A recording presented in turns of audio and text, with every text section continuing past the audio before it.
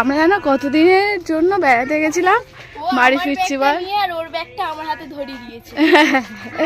চলো মিঠাই দেখো। এইদিকে বাবা মাছ কিনে পাঠিয়ে দিয়েছে, এইটা গিয়ে আজকে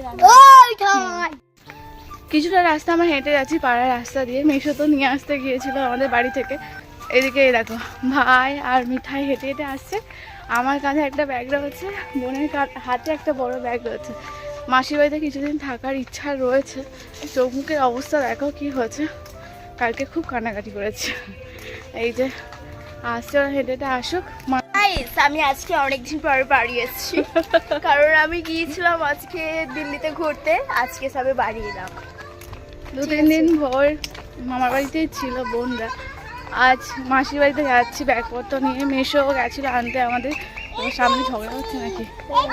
মাসি এদিকে রান্না বসিয়ে দিয়েছে, বাড়িতে এসেই দেখছে সবজি আর ভাত